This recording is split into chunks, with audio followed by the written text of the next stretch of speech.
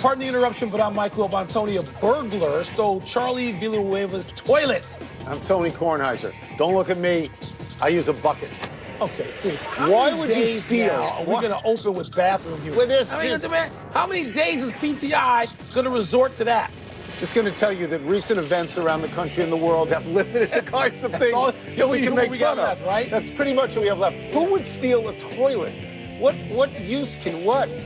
You kidding? Maybe they stole it because it was taller and it was a tall person. What are they going to use it for? They're going to use it as a toilet. They're not expensive. You can buy a toilet. Oh, they're expensive. Welcome to PTI, boys and girls. In today's episode of Derek Jeter takes questions, Lane Kiffin runs it up, and Diddy says he's serious about buying the Carolina Panthers. But we begin today with a report in the Boston Globe that the New England Patriots are cracking down on Tom Brady's personal trainer, Alex Guerrero. Guerrero has been banned from the team plane.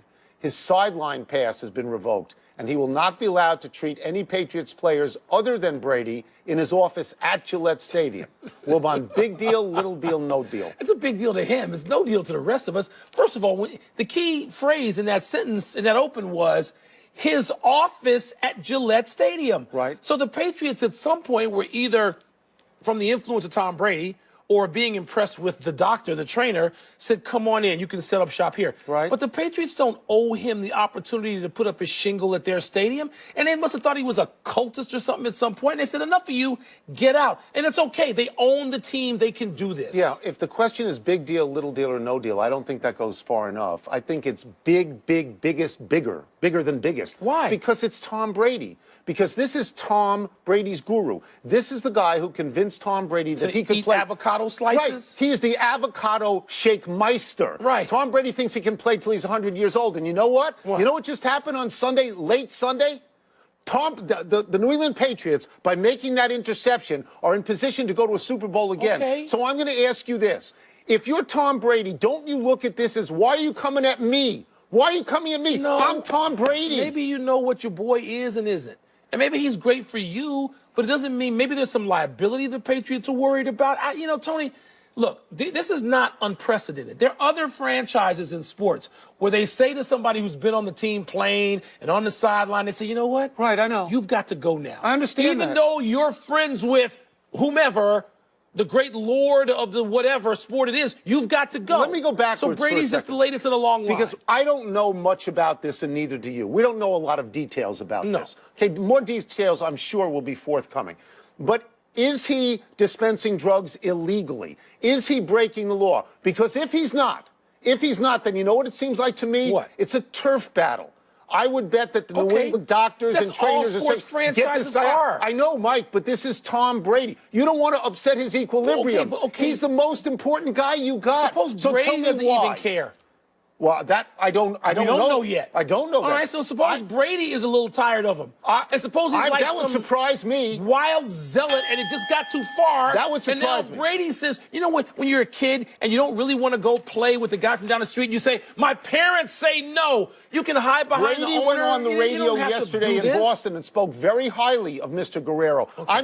My question would be, why are you doing this to Tom Brady? Why? Can I tell you what? Seriously. This is a nice story in New England.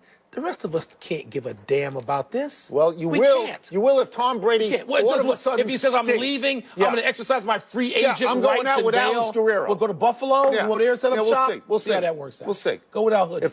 See how that works out. If this was Kevin Durant, you'd want to do 7 stories on it. No. 6. 5. Okay. Let's go to college football. Sort of. Lane Kiffin's Florida Atlantic trashed poor Akron 50-3. And Kiffin alternated between brutality and sleight of hand to beat the Zips. The game isn't worth recounting, so let's deal with the bizarro head coach, your boy, and the fraudulent 10-year extension he signed to stay in Boca Raton, where you say you're going to retire every week. Most people there are over the age of 90. Do you think Kiffin's in this for the long haul, please? Or will he be at the door of some state football factory by the time we get off the air? Did I tell you yesterday that I liked Lane Kiffin? Did I tell you I hoped he'd win by 40? He won by 47, and today I love Lane Kiffin. Don't align yourself with Lane Kiffin. You would be crazy not to consider Lane Kiffin. Now, let's understand something. He's going to get you on probation. I understand. I don't know that. is coming to your campus. I don't know that. At least to investigate. I don't know that. Has he put anybody on probation already? They're at least coming to take a look at you. That's fine. Here's what we know about him. We know that he knows offense at this point. Yeah. I believe a lot of schools will be interested in him. He did something last night that was unbelievably petty. He went for 2 up 34-3. He's unbelievably petty. Right. He's an unbelievably petty person. So that is what is peril there, that you can hate him, but can you beat him? Can you beat him? Look. The guy can obviously coach at a lot of different levels, but the structure and the demands of at least a legit university. So of the 55, how many schools are in those Power 5 conferences? Let's say 60. Let's say there were 60. Okay. Of those schools, 35 to 40 of them have some standards. I realize that some of them have none, and they don't care. They don't care whether kids are actually going to school. Do you know he discourages kids from going to school? I'm not saying discouraging, Tony. I'm saying that Lane Kiffin, we've seen from his behavior, he just leaves carnage in his wake, and people get tired of him and say, "Get out." A university worth a damn is going to say, I have a bias. I'm from a private university, which would not allow him within 50 miles of the campus. First of all, unless you know something I don't know, he hasn't put anybody on probation yet. I said his career has been a spectacular series of failures. He gets fired from the Raiders. That was the first thing that happened. He goes to Tennessee, spends 1 year, leaves, goes to USC. Why would you hire gets him? fired on the tarmac. Why would you hire him? I think, certainly Claire, Nick Saban. Saban may have said, just get out of here. May have said that. Goes to a school in Florida. He doesn't even know where it is when he signs on. But let me repeat. Okay. Why would you hire that person? Why would you hire Jim Harbaugh when at the end of 4 years or 5 years it ends badly? Jim Harbaugh's not this guy. He's not. I think I may be nicer to him than he deserves, and you may be harsher to him than he deserves. Good, I balanced you then for smooching him too much on this show. Only because I know you hate him. Yes.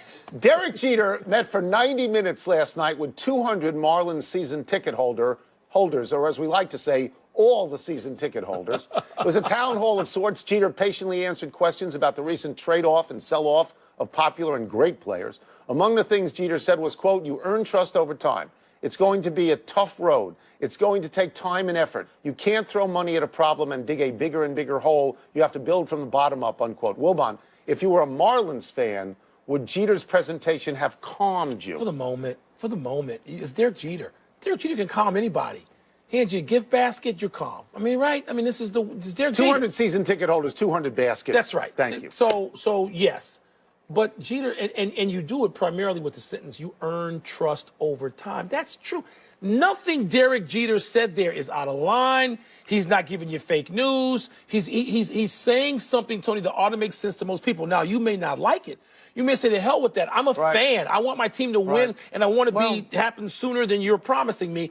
But Jeter was within boundaries, right? We have been through this before with this very franchise. Yeah, we have seen owners come in here who really don't seem to want to spend any money. After winning a World Series. They want to put money in a savings account. Well, at the end of the season, the team with the most money in the bank doesn't necessarily win. You have to invest in players. I think they've gotten off to a very, very bad start. Derek Jeter is the face of the franchise, but what he's soon going to find out is that they're going to love him for what he did on the field, and he's off the field. Well, is he Jerry West? That now. Will he draft Magic Johnson? Will he draft Kobe Bryant? You know what I'm saying? And is he Jerry West? Let me go back to his sentence. You earn trust over time.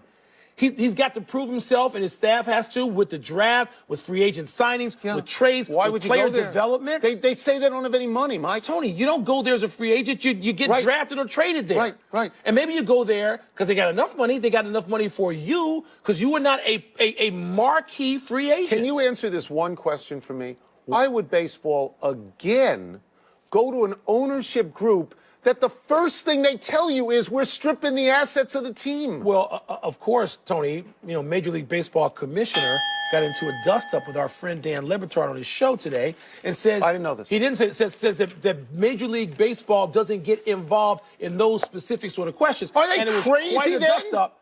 It was you have to know what the money situation is. You can know what the money situation is. It doesn't mean you're going to ask in an interview, what are you going to do with Giancarlo Stanton? It doesn't mean that.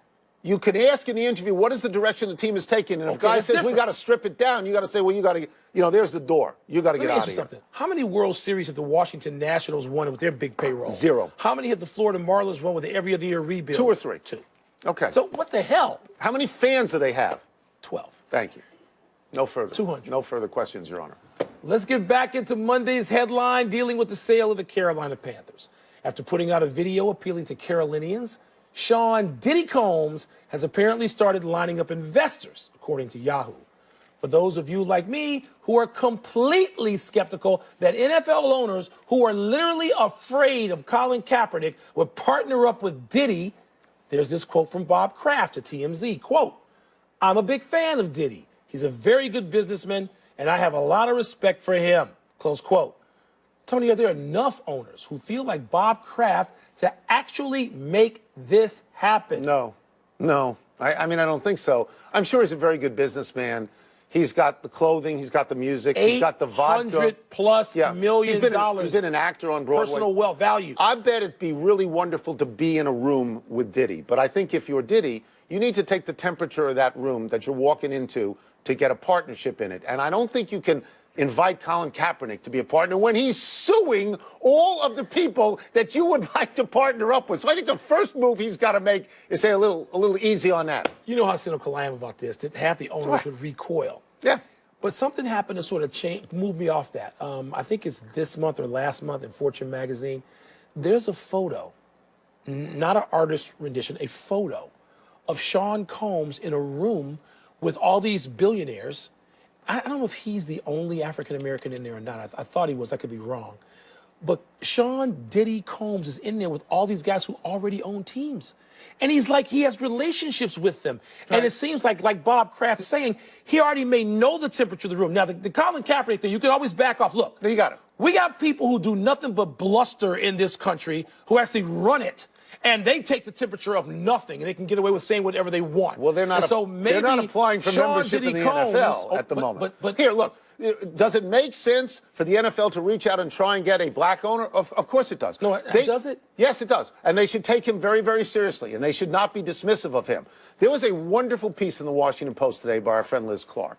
And she talked about, because she's lived and worked in Charlotte for a bunch of years, and she talked about the embarrassment that the people in Charlotte are feeling now over Jerry Richardson.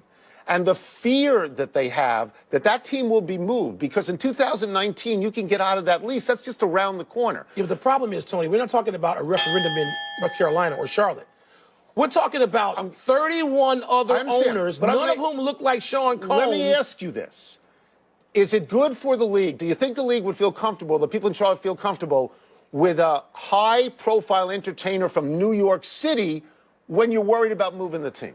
I still have questions, and you do too. That's why we both feel like this is in big doubt. But fun. But fun to keep talking about? Well, Diddy? Videos? Let's you know see. What? We didn't think anybody in the White House would be tweeting every day either. Let's take a break. So we got that. That's because you follow Twitter. I don't. I know. Coming up, did Thomas Davis, your boy, really deserve to have his suspension reduced? Oh. And is it time to dial back the optimism about Joel Embiid and the Sixers? Do you know Sean Combs? Do you know him? I've met him. Have you met him? I don't know him. You drink his vodka? No, you don't drink. I don't drink it. The honorary doctor of humane letters is in. What are you wearing? And he is ready to perform miracles. Humane letters. Let's get the first sentence from the producer over the loudspeaker. God. Thomas Davis's suspension getting reduced to 1 game is blank. Standard. This is the standard NFL move. They give you 2 games for something on the field. It's an act of barbarism. You get more than 1 as if you're Tom Brady or you're Ezekiel Elliott. So much for player safety. And that's why, for all the reasons you just outlined, it's premeditated. They know going in, okay, here's the deal. We're going to give him 2. He's going to get it reduced to 1. We got to have him miss something. So we can't go 1. They didn't want to go 3 and just knock it down to 2. They were fine with a 1-game hit. It's all, we could have used, both of us could have said phony. Yeah. Next. It's blank that Joel Embiid has missed the last 2 games with back tightness. Once again, it's standard. This is what's going to happen with Joel Embiid. You have to take care of him because he's so good when he's on the court. You have to keep him off the court to get him on the court. Is Shaq making money off that deal? Here's their record. Ointment on his back? They're 13-10 when you can get him on the court. They're 1-6 when he can't get on the court. So until he can prove he can stay healthy, this is what you have to do. You have to walk on eggshells with Joel Embiid. It's the process that Joel Embiid has missed these last 2 games with back tightness. This is what it is. Part of the process is redshirting. It's not being there. He missed 2 years. He missed 2 years. And by the way, where was the first kid that drafted that they shipped down to Dallas, and now I don't even know where he is, the other big 6'11" kid? I don't know. Embiid, all of them. The kid from DeMatha who was just drafted. Fultz. Can't play. They're not out there. Send him to me. I'm a doctor. No. Next. Trae Young's 22 assists last night Nerlens Noel. were blank. Historic. This kid just tied the D1 record for assists in 1 game. And don't tell me that he did it against Northwestern State, some small school with a 3-7 record, because a lot of good players from power schools play against smaller, weaker schools. Yeah. This kid, he gets 26 points and 22 assists, which means he personally accounts for 76 points. Northwestern State had 68 points. He basically beat him by himself. Do you know that he leads D1 in points and assists? 28-5 and 10. Archibald. I was going to say Pete Maravich. You know, Maravich never led an assist. He didn't? Because he was a great passer. Tiny Archibald. Tony, it is lottery changing what this kid is doing, the assists and everything else. He reminds me of Mo Cheeks, only maybe sort of a version now, the 3.0 version, a little faster, a little more athletic. I mean, he just passes with this precision. This kid is a great college player, but I still think he's lottery changing. People have to reevaluate what they think of the lottery now. Next. Last one, 1,000 wins is a blank mark for Gino Auriemma. It's base camp. He's going further. I'll make the bad pun. I'm going to say on his way up to the summit, he's going to pass Pat Summitt.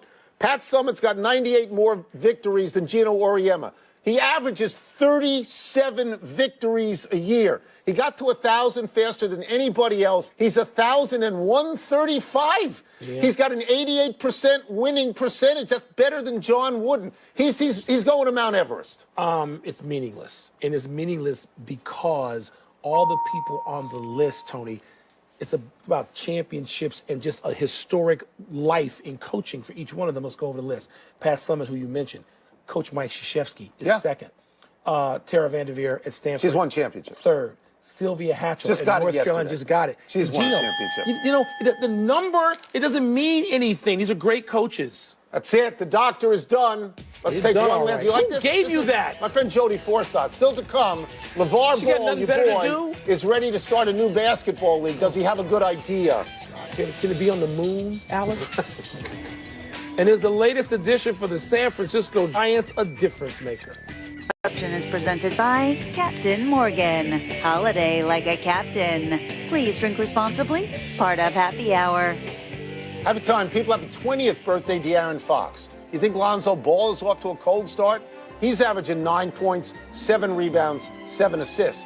De'Aaron Fox, who a lot of people thought was a better prospect, averaging 9 points, 3 rebounds, 4 assists for Sacramento. And Malik Monk, who a lot of people thought was the best of the 3, including you. He's averaging 6 points, 1 rebound, and 1.5 assists for Charlotte. Wilbur, I thought you liked Fox the best. No, I like Fox. I still do, but I like Ball. Come on. If Ball forgets about the threes and just plays his game, he's fine now. He'll be fine. Forget the 3 ball. Happy anniversary, Ben Roethlisberger. On this day 8 years ago, Big Ben threw for 503 yards to beat the Packers, becoming the first Steelers quarterback to throw for over 500 yards in a game. Earlier this month, he went for 506 against the Ravens to become the first player in NFL history with 3 500-yard passing games. But his most memorable pass of this season was that fake spike that was intercepted by the Patriots to end last Sunday's game. Run the ball. Is Le'Veon Bell in uniform? Yeah. Is he on the roster? He was activated, right? Yes. Le'Veon Bell, run the damn football. Happy trails to Brooklyn for the Islanders. The Islanders announced today they are leaving Brooklyn. They will build a new stadium on the grounds of Belmont Park. They're building on the Nassau County side of Belmont Park in Elmont. I could have told you that moving from the Nassau Coliseum to Brooklyn wouldn't work. In fact, I sat here and I did. You're a doctor. The Islanders are a Long Island team born and raised. And though the new arena is barely nestled in Nassau County, it's not going to be in Brooklyn. Eat it. I don't know nothing about No errors today. Let's go to the big finish. Let's do it. Zach Britton, torn Achilles, is likely out until June. Is that a big deal? Yes, even missing that much of this season in the Orioles. I mean, what are they going to have if they start trading away people and losing people to these kind of injuries? The Rays traded Evan Longoria to the Giants. Is that a big addition? He was a really great player for a really long time. The last few years, he's down a little bit. A lot of money. Although the Giants, they had nothing. Speaking of the Giants, Tim Lincecum reportedly hoping to come back. What are your expectations? Well, they say there are these pictures of him just being jacked. Really? He's in his 30s now, and wish I was jacked. LeVar Ball plans to start a league for high school grads who don't want to play in college. Is this a good idea? Like many of LeVar Ball's ideas, it might be a very good idea. I'm wondering if the messenger is right in these things. Some of the ideas are very good. Last one, the DXL Frisco Bowl tonight. Louisiana Tech and SMU. Who you got in that one? Here's what I got. I got the Rockets going for their 15th straight, the Bulls going for their 7th straight, the Warriors going for their 10th straight. You don't got that. It's a ball night. You don't got that. Not that ball. We're out of time. We'll try and do better the next time. I'm Tony Kornheiser. Not LeVar Ball. No. I'm Mike Wilbon, same time.